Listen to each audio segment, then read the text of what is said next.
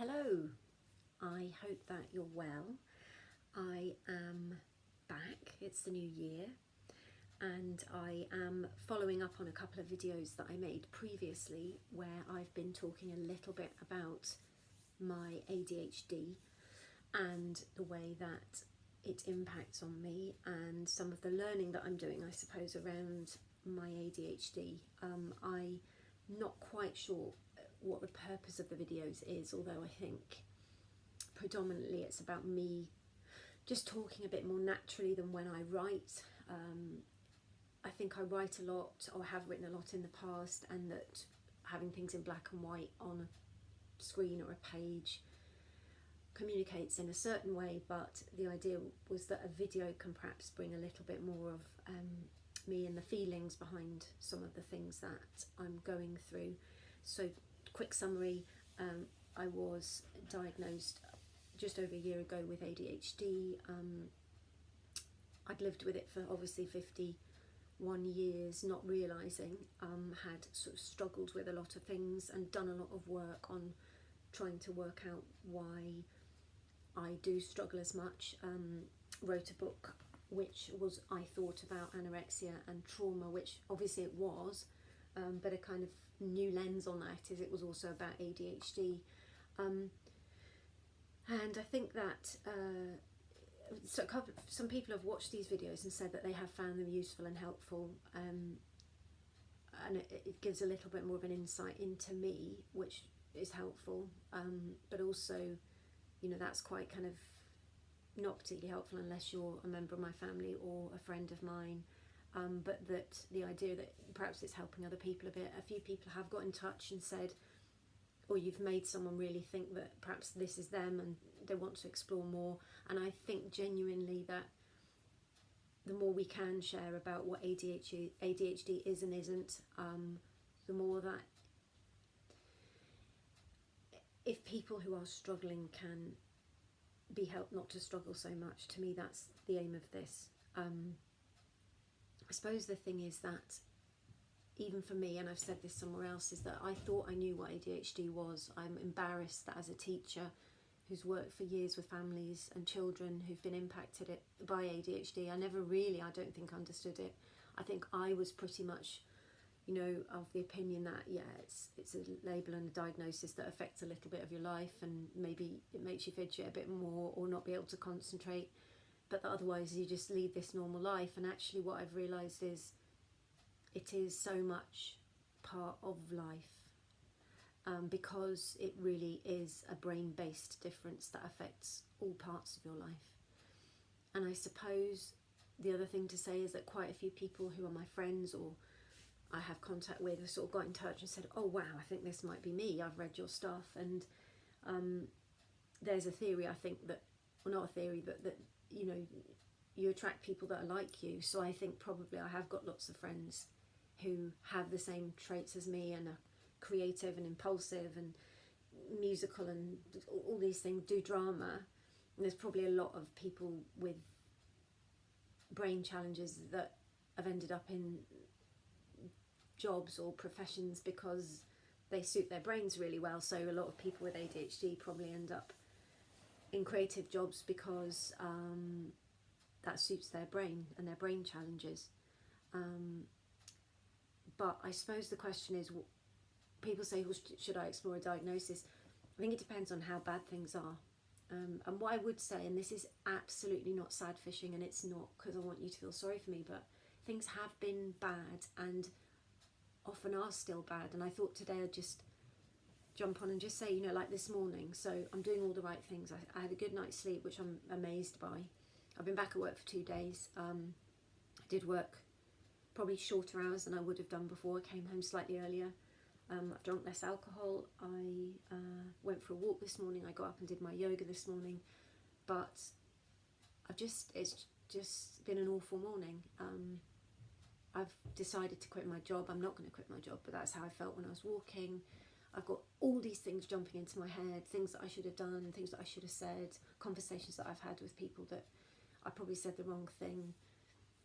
And that's really, it's really hard. And a lot of days are like that.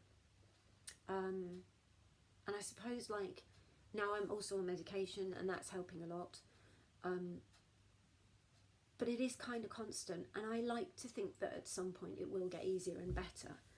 But I think one of the things is that you do have to live with it and accept that that's what, when you have ADHD, that's what your brain can do. And why is it worse today? It's because I'm not at work. It's because I don't have a structure to the day. It's because I've got a couple of days where the plan is to spend time with my family and my beautiful daughter who's going back to university next Friday.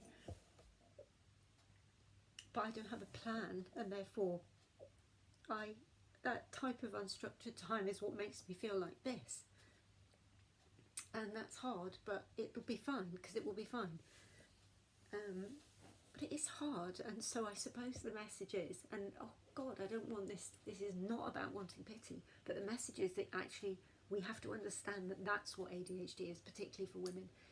And I just wanted to end really by saying that I am optimistic today, because I'm listening to the most fantastic book, and I feel a complete idiot again because there's so much really good stuff, and why am I making yet another video? There's millions of people that make good videos on ADHD, and I've mentioned before, you know, listen to them, don't listen to me. But this book is by Sari Solden and Michelle Frank, and it's called Women with ADHD, Embrace Neurodiversity, Live Boldly and Break Through Barriers. And it literally, I kind of feel like what I should do for the weekend is listen to this book, because I literally think it speaks to me in a way that actually nothing has done before, except for Emma Mahoney's book, Better Late Than Never. And then ironically it turns out that they're connected, because I think Sari wrote the foreword for Emma's book. And the thing about it again is because so much of executive function is impacted by ADHD, that I kind of like have these realizations where I go, oh my God, and then it's like, why didn't I realize that before? But that's where I think it's literally like being Dory. You wake up each day and it's like you've got to reinvent yourself, and you've got to reinvent your understanding of how the world works, and that's exhausting. Most of the time you don't do that because you have a routine or whatever. And I suppose it's just about wanting myself to understand a bit better. So the book, I'm going to read the book. I would recommend that though if you're watching this and you're thinking, what could I do? That book is amazing. Emma Mahoney's book is amazing. But also just, I think, knowing that it's not you, it's your brain-based difference. It's not me.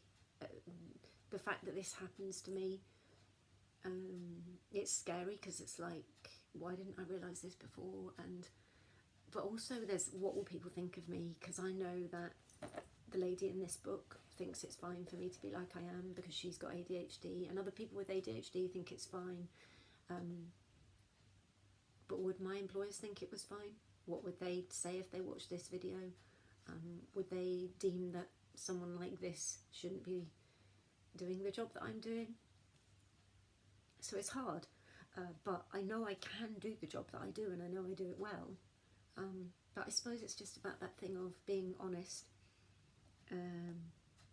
And so that's what the video today is about, a little bit more honesty. And yeah, but there's an optimism in it, and there's a book that, again, I do this, of course, you know, in the holidays, it was this book was going to save the world and save my life, and Bruce Perry, I want him to be my best friend. And also in the holidays, I watched a film with Emma Thompson. I wanted her to be my best friend.